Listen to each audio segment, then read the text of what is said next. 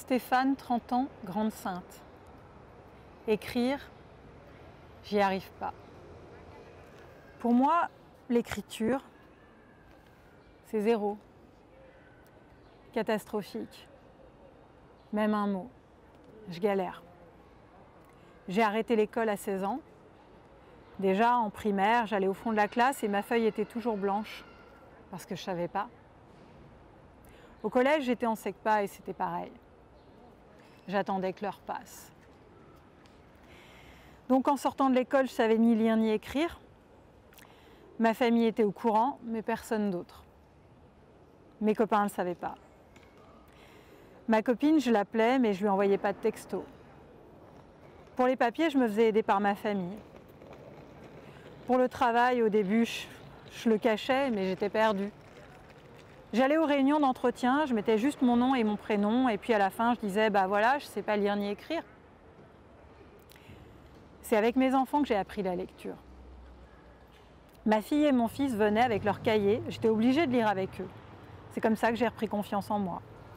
Mais écrire, j'y arrive pas. Ça rentre pas. Je l'avoue, je sais toujours pas écrire.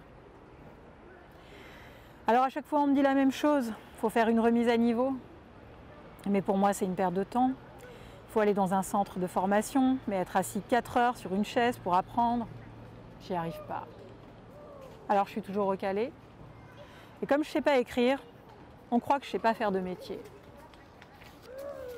Depuis 4 ou 5 ans, je travaille dans l'entretien des espaces verts pour la ville.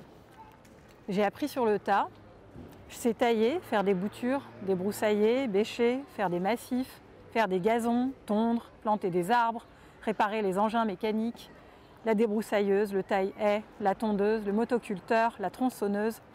J'apprends tout en regardant ou à l'oral. C'est comme le permis de conduire. Je pensais que je l'aurais jamais.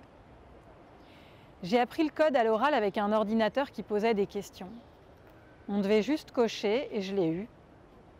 Et quand je dois prendre des notes ou envoyer un message, je prends mon téléphone et ça écrit à ma place avec la reconnaissance vocale.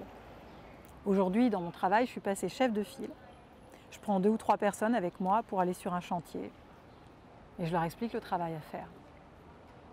Je voudrais bien continuer pour plus tard devenir encadrant. Mais malgré tout ce que je sais faire, si mon contrat s'arrête demain, je ne sais pas où je pourrais travailler à cause de l'écriture.